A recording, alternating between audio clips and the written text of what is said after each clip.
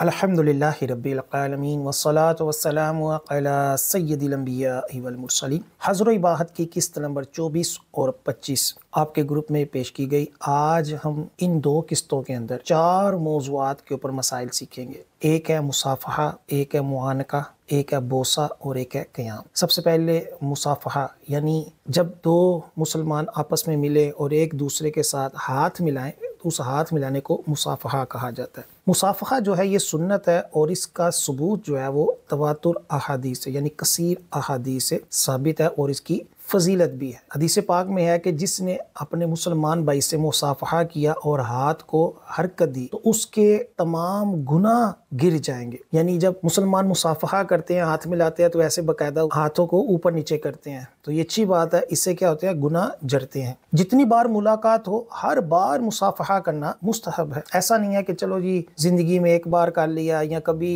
किसी से कर लिया कभी छोड़ दिया, बल्कि हर मर्तबा मुलाकात हो उससे मुसाफ़हा किया जाए। मुतलक और मुसाफ़हा का जवाज़ ये बताता है कि नमाजों के बाद भी मुसाफ़हा करना जो है ये मुस्तहब है। आमतौर पर हमारे यहाँ हर नमाज के बाद जब दुआ होती है तो फिर सब आपस में एक दूसरे के साथ मुसाफ़हा करते हैं, इमाम साहब के साथ करते हैं, तो ये अच्छा है। ये बिदअत वो नहीं है कि जिसको नाजायज़ कहा जाए, बल्कि ये बिदअत हसना है जिसको कहा जाता है कि अच्छी बिदअत है, कि इससे मोहब्बत बढ़ती है। और जब एक अमल हदीस पाक से साबित है तो उसकी कोई लिमिट नहीं होती। जैसे ज़िक्रुल्लाह है, उसकी कोई लिमिट नहीं है कि लो जी आपने बस इतना कुरान पढ़ना, इससे ज़्यादा नहीं पढ़ना। बंदा अपनी ज़िंदगी में जितना मर्जी ज़िक्रुल्लाह करे, उसकी कोई हद नहीं। मुसाफ़हा ये है कि एक शख्स अपनी हथेली दूसरे की हथेली से मिलाए, फ़कत उंगलियां ना हो बल्कि पूरा हाथ जो है, हथेली जो ये हथेली है ये दूसरे के साथ क्या हो, मिलाई जाए। फिर उसका सुन्नत तरीका ये है कि दोनों हाथों से मुसाफ़हा करे, यानी एक हाथ इस तरफ रखे और दरमियान में उस मुसलमान भाई का हाथ हो, फिर इसका अपना हाथ हो, यानी ऐसे मिलाए और साथ ये भी हाथ रखे। एक हाथ से मुसाफ़हा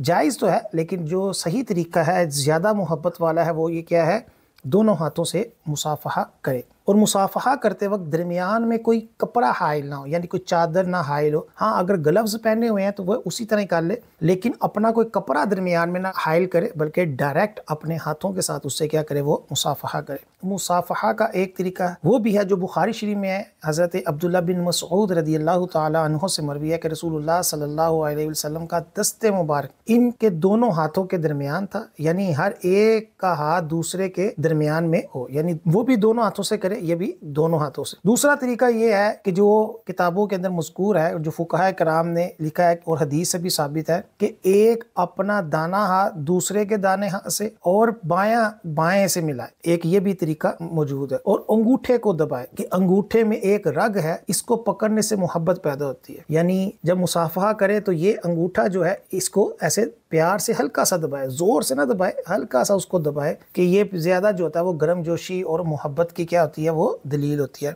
मुसाफ़हा मसनून है कि जब दो मुसलमान बाहम मिले तो पहले सलाम किया जाए, उसके बाद सलाम के साथ मुसाफ़हा किया जाए, यानी पहले सलाम हो, खाली हाथ ना मिलाया जाए, और सलाम के बाद मुसाफ़हा किया जाए। रुखसत के वक्त भी अगर मुसाफ़हा किया जाए, अगरचे ये सुन्नत नहीं है, लेकिन जब इसका जवाज़ हदीस पाक से साबित है तो जाते वक्त भी क्या है, वो मुसाफ़हा किया जा सकता है।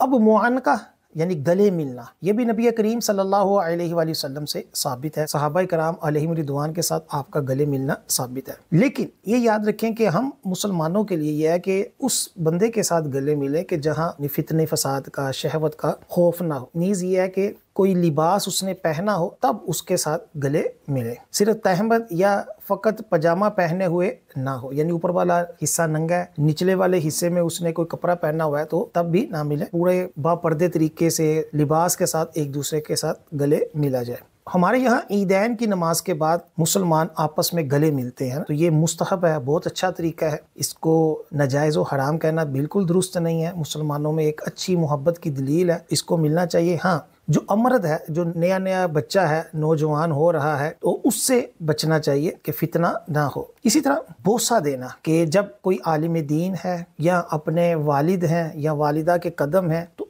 उनको बोसा देना जो है ये जायज़ है। और अगर ताज़ीम हो, इकराम हो तो फिर और अच्छी बात है। सहाबा किराम अलैहिम रिदवान का हुज़ूर अलैहिस्सलाम के हाथों को बोसा देना साबित है। इसी तरह हज़रत अबू बकर सिद्दीक़ रज़ियल्लाहु ताला अन्हु का नबी करीम सल्लल्लाहु अलैहि वसल्लम जब दुनिया से पर्दा कर गए तो आपके दोनों आँखों के दरमियान बोसा देना भी साबित है। इसी तरह सहाबा और ताबईन भी आपस में सलाम के साथ बोसा देना उनका साबित है। बाज़ लोग मुसाफहा करने के बाद अपना हाथ चूम लेते हैं तो ये मकरूह है, यानी मुसाफहा किया और उसके बाद अपना हाथ चूम लिया, ये मकरूह है। जिस बंदे के साथ आपने मुसाफहा किया है उसका हाथ चूम सकते हैं जबकि वो काबिल ताज़ीम शख्स हो, उस्ताद हो, इसी तरह पीर हो, अपने वालिदैन हो, ऐसी शख्सियत हो जिसकी शरीयत के अंदर कोई अदब है। ऐसा नहीं है कि फासिक व फाजिर लोगों के हाथ चूमता रहे। तो हाथ चूमना किसी ताज़ीम वाले बंदे का ये दुरुस्त है, लेकिन अपना हाथ चूम लेना ये क्या है, ये मकरूह है। और हाथ चूमने के साथ साथ पाँव चूमना भी हदीस पाक से साबित है, यानी नबी करीम सल्लल्लाहु अलैहि वसल्लम का पाँव चूमना भी सहाबा से साबित है। इसलिए कोई अपनी माँ के, अपने पीर के, अपने उस्ताद के अगर पाँव भी मोहब्बत में चूम ले तो ये शिरक नहीं। हमारे यहाँ लोगों ने शिरक को ऐसा बना लिया कि जो काम अहादीस से भी साबित है उसको भी शिरक कह दिया जाता है। खास तौर पर ये हाथ चूमने को भी शिरक समझा जाता है, हालांकि इसके ऊपर वाज़ेह सही हदीसें मौजूद हैं। इसी तरह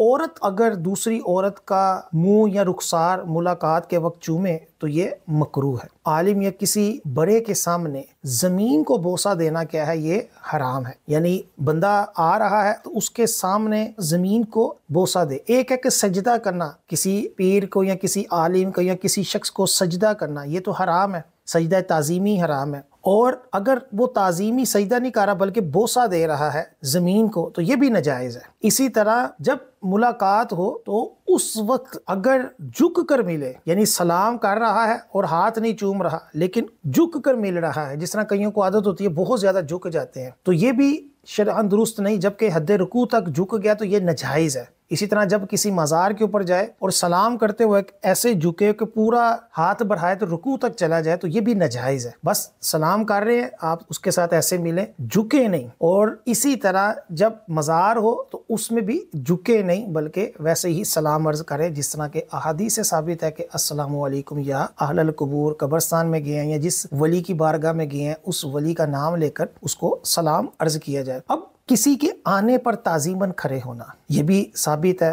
कि अगर कोई आलिम या कोई नेक बादशाह या कोई वालिद आ गया है तो बंदा उसके अदब में अगर खड़ा हो जाए तो ये भी शिरक नहीं है, ये भी जायज़ है। सुनने अबू दाऊद शरीफ की हदीस पाक है। उम्मुल मोमिनीन हज़रत आयशा सिद्दीक़ा रज़ियल्लाहु ताला अन्हा से रिवायत है, वो फरमाती हैं कि मैंने चाल चलन गुफ्तगू में रसूलुल्लाह सल्लल्लाहु अलैहि वसल्लम से ज़्यादा मुशाबे हज़रत फ़ातिमा के सिवा किसी को नहीं देखा। जब हज़रत फ़ातिमा रज़ियल्लाहु ताला अन्हा आपके पास तशरीफ़ लाती, हुज़ूर अलैहिस्सलाम खड़े हो जाते, उनका हाथ पकड़ते, यानी हज़रत फ़ातिमा का हाथ पकड़ते, इन्हें बोसा देते और इन्हें अपनी निशिस्त पर बिठाते, यानी खड़े भी होते। कौन? हुज़ूर अलैहिस्सलाम हज़रत अम्मा फ़ातिमा रज़ियल्लाहु ताला अन्हा की मोहब्बत में, और उनके हाथों को बोसा भी देते और अपनी जगह पर भी बिठाते। और जब आप उनके पास तशरीफ लाते, किनके पास? अम्मा आयशा सिद्दीक़ा रज़ियल्लाहु ताला अन्हा फरमा रही हैं कि जब हुज़ूर अलैहिस्सलाम हज़रत फ़ातिमा रज़ियल्लाहु ताला अन्हा के पास तशरीफ लाते तो वो भी आपकी तरफ खड़ी होती,